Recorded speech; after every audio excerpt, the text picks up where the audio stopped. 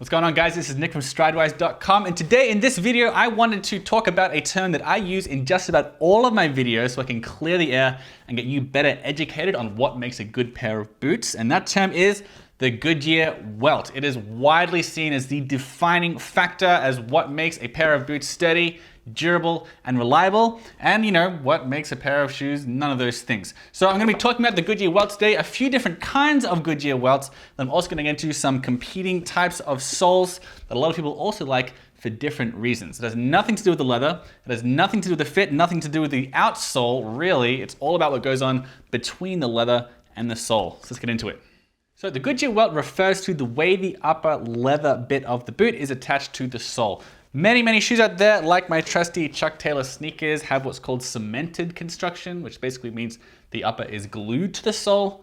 There's also a lot of other boots out there, like this Taft Jack boot, which have a Blake stitch, which means the upper is sewn to the sole. The Goodyear Welt is quite a bit more complicated. What happens basically is between the upper and the sole, there is a strip called the welt, which both are attached to. So some companies use canvas, some use synthetic materials, but a lot of the times in more high-end boots, the welt is made from leather. So the upper is attached to the welt, the sole is attached to the welt, but the upper and the sole are not attached to one another. Big telltale sign here is the stitching going around the perimeter of the vamp that you pretty much always see in Goodyear welted boots.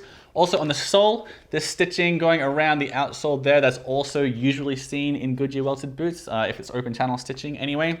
So that's the big differentiator here. It's very costly, it's very time consuming, it's very old fashioned, but man, oh man, there is absolutely no substitute for a Goodyear welted boot. And there are two really big reasons why. The first, these kind of boots are very water resistant. They're not technically waterproof, but they do provide a really tight seal with that welting technique. And it's really good for boots that you want to wear that look nice, but they won't get your socks drenched in a downpour. So it makes the sort of boot, like this pair of Old Indies here, that you can kind of take on adventures, especially relative to your dressier Blake stitched boots. And here I should emphasize that this Old Indie boot here is worn by Indiana Jones himself. So it's good enough for him, it's good enough for me. The second big reason why Goodyear welts are ideal for boots, and especially for expensive boots, is it confers real longevity on the boots because it makes them a million times easier to resole. The fact that you can take the outsole off the welt without doing anything to the leather upper really confers a lot more longevity, and it means that your boots can last through many resoles, so long as you take care of the leather, of course. Now, just like everything, there are some downsides to the Goodyear Welt. The big one is that it's expensive. This is very indicative of an expensive boot. It's more laborious, it's more costly, it's more time consuming to make. Another thing I wanted to point out is that it makes for a boot that is not as lightweight or flexible as like a Blake stitch or of course your old sneakers either. There's all these layers going on the sole, there's lots of stitching going on, and it's just, this is the Taft Dragon boot here. It just doesn't make for quite as flexible a shoe. The Old Indie has a cork sole, so it's a little bit more flexible, but generally speaking, it doesn't move with the foot quite as easily as a more lightweight, less heavily constructed sole will do. The third thing that some people take issue with Goodyear welts is that they always leave a very pronounced lip going around the vamp with the stitching, which some people find really aesthetically unpleasing. I mean, this Old Indie here is a really good example. It's a really pretty thick shelf extending around the perimeter here. Now, the Taft Dragon boot, this is a good example of a Goodyear welt that didn't go that far. Like this does have the Goodyear welt stitching, but it is much more subtle and much closer to the outline of the boot itself. So it doesn't have to be big and chunky, but nonetheless, some people just find it makes the boot look more unrefined. That said, there are a lot of boots that I'm going to show you a little bit later on that try to imitate a Goodyear welt by putting stitching there that actually serves no purpose, because a lot of people really adore that type of stitching. So let's get into a few different types of Goodyear welts. Then I'm going to compare it to some other different types of soling techniques out there. So there are a few different types of Goodyear welts out there. I'm going to touch on three that are relatively popular. First is the 270-degree Goodyear welt. You can see that on the Old Indie here. You get the stitching around the vamp, but it ends around the heel here, around the counter, what you would say. So this does not have a 360-degree Goodyear welt, which you can contrast with the Taft Dragon boot, which has the stitching going all the way around. The main difference there is aesthetic. Like a lot of guys don't like to have stitching going around the heel. They want a more sleek, streamlined appearance when viewing the boot from behind. It's pretty subjective, of course, but the 270-degree welt is really popular. Most of Red Wings boots are 270-degree welts.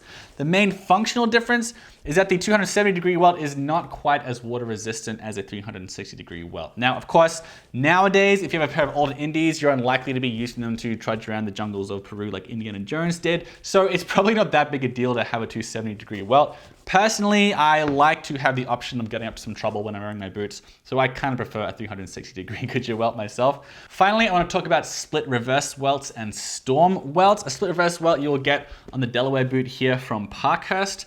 Now, a lot of people say storm welts and split reverse welts are the exact same thing. Others say it definitely isn't. The guy who makes Parkhurst tells me the big difference is that the welt on a split reverse welt is split into a few sections, whereas a storm welt is all one big piece of leather. But the real thing that makes them very similar to a lot of people, they look exactly the same, is because the welt tends to be wider, so it curls up onto the upper a bit more than you would see on a regular Goodyear welt. So it curls up onto the upper, and that means that it is more water resistant. A Goodyear welt, already pretty water resistant, but this as an extra sort of barrier to prevent like muck and grime and water from getting in there, so you're a little bit less likely to get your socks wet wearing these.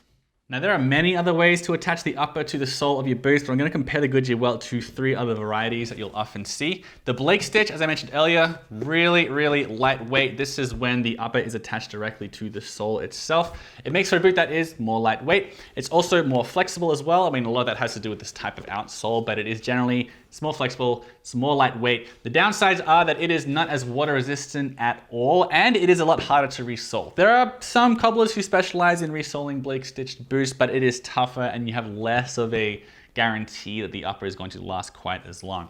Then you get a sort of hybrid of Blake stitching and Goodyear welting. That is called the Blake Rapid Stitch, as you can see in this Helm Muller boot here.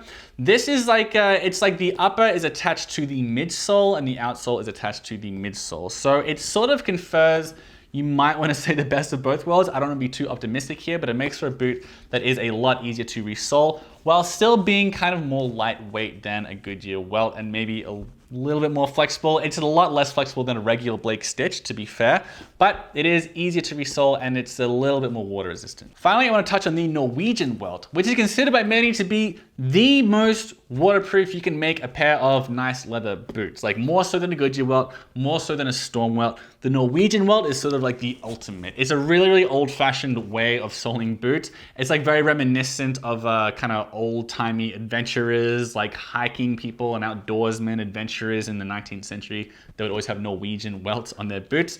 Really, really big sign here is the 2 rows of stitching going around the perimeter of the vamp, so it's pretty easy to spot a Norwegian welt. The second stitch is connecting the welt to the upper, but in this type of boot, the upper goes underneath the welt. It is much, much harder to resole, but I'm a pretty big fan of Norwegian welts myself. It is true, it does sort of affect the longevity of the boot, but it's really cool, it's kind of rare, and I'm a big fan of walking around in these.